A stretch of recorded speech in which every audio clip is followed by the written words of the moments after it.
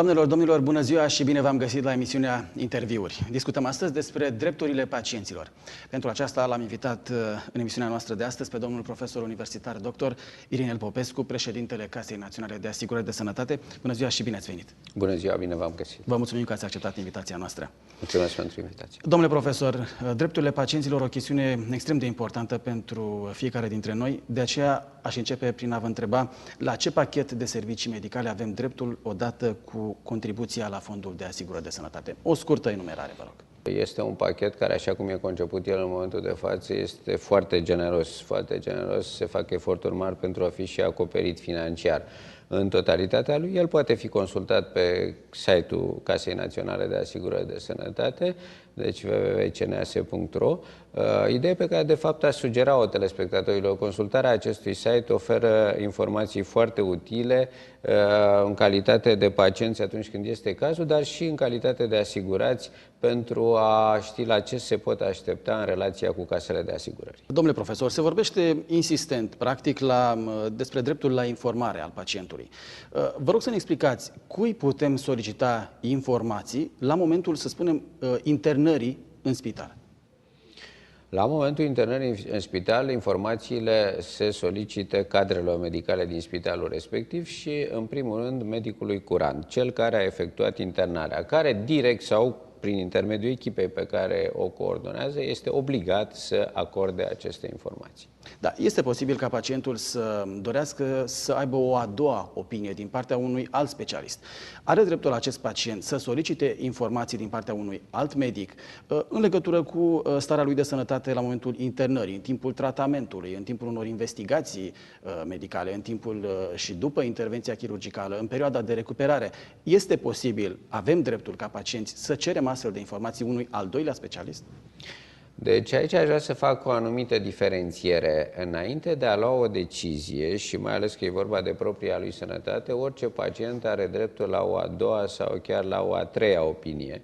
Am cunoscut și eu destule cazuri și în anumite situații din această a doua opinie a rezultat chiar alternativa cea mai bună pentru pacient. Am recomandat și eu un astfel de lucru unor pacienți, inclusiv pacienților mei, mai ales în cazurile dificile. Ca medic vreau să vă spun că o a doua opinie mă ajută și pe mine. Uneori pot să am îndoieli în astfel de cazuri când situația este foarte complexă și nu e ușor de apreciat și simt nevoia ca un coleg să-mi confirme ipotezele și concluziile la care am ajuns. În momentul în care însă pacientul a luat o anumită decizie, a fost internat și îi se aplică anumite procedee terapeutice de către o anumită echipă medicală, deci acolo lucrurile sunt puțin mai nuanțate. Și în acest moment, pacientul, în virtutea drepturilor pe care le are, poate să solicite transferul în altă unitate. El nu se poate supune indiscriminat dorinței sau protocolului operator sau protocolului terapeutic stabilit de echipa respectivă. Pe de altă parte, atâta vreme cât el se află în tratamentul și în grija acestei echipe, nu se pune problema de a solicita o a doua opinie. Deci singura variantă ar fi a transferului. Dacă nu este mulțumit de tratament, solicită transferul și pleacă în altă unitate. Cât timp acordă încredere echipei medicale respective și cât timp acceptă ipoteza de lucru, concluziile acestei echipe, tratamentul care i s-a propus, nu se mai pune problema unei a doua opinii terapeutice. Domnule profesor, se vorbește de asemenea despre dreptul pacientului la consimțământ. Este obligat medicul să ceară acordul pacientului înaintea unei intervenții chirurgicale? Desigur, asta face parte din obligațiile minimale și are conotații mult mai largi și mai importante decât simpla accepțiune a actului medical. Se leagă foarte mult de noțiunea de malpraxis și de consecințele posibilelor erori medicale sau posibilelor efecte nedorite, chiar dacă acestea nu se datorează unei erori medicale, ci pur și simplu reacției biologice a organismului față de un anumit procedeu terapeutic. Ori în astfel de situații, existența consimțământului devine un element decisiv pentru evaluările ulterioare, inclusiv cele de natură juridică. Și atunci cum stau lucrurile din acest punct de vedere în legătură cu riscurile care pot apărea în timpul unei intervenții chirurgicale și imediat după aceea? Este de asemenea medicul obligat să-l informeze pe pacient în legătură cu aceste riscuri? Bineînțeles. Am urmărit de curând declarațiile unui coleg și care spunea cu un pic de aer de bravadă, să zic așa, că o să-i spun pacientului că poți să mori. Acesta este un lucru curent. Deci există mortalitate, mai ales la procedeile dificile. Eu personal sunt angrenat într-un gen de chirurgie și într-un gen de patologie extrem de dificilă și la care în toată lumea, în toate marile centre din lume există morbiditate și mortalitate.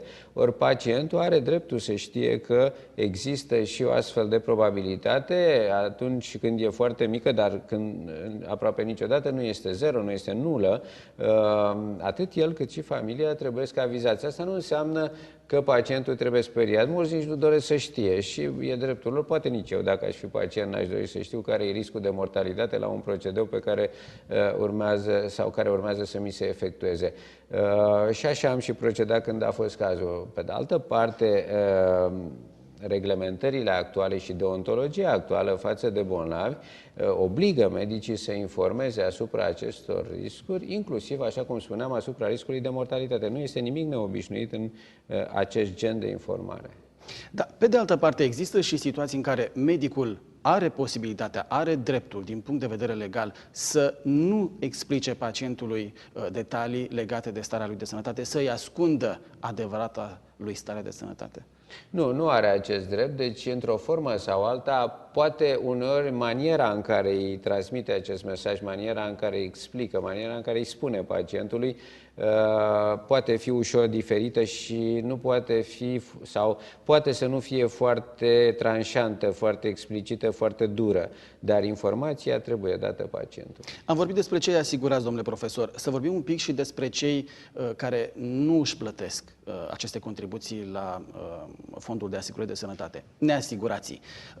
Care sunt drepturile medicale, care sunt drepturile acestor pacienți în momentul în care nu au plătit aceste contribuții?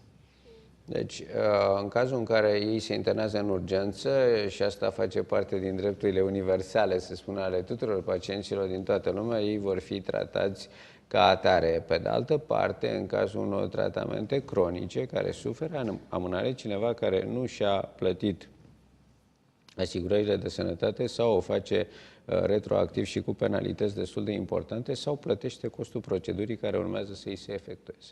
Există, pe de altă parte, și categorii scutite de la plata acestor asigurări. Da, există.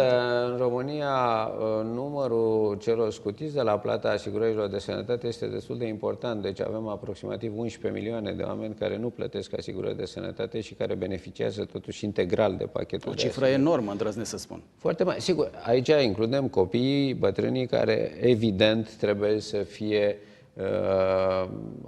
această din urmă categorie, cum spunea Adrian Păunescu, repetabilă povară pentru cei care muncesc și pentru cei care pot să plătească asigurări de sănătate. Însă, în afara lor, avem și alte categorii de salariați care, în virtutea unor legi speciale, nu plătesc asigurări de sănătate. Și aici, având în vedere că fondul asigurărilor de sănătate e într-o anume criză, una din soluții ar fi să avem mai multă solidaritate socială și să extindem și la aceste categorii plata asigurărilor. Apropo de dreptul fiecărui cetățean de a fi respectat ca persoană umană fără niciun fel de discriminare și în lumina evenimentelor care s-au petrecut în sistemul medical în ultima perioadă, acei pacienți care au fost mutați de la o ușă la alta a spitalelor până au murit. Cum vedeți aceste situații?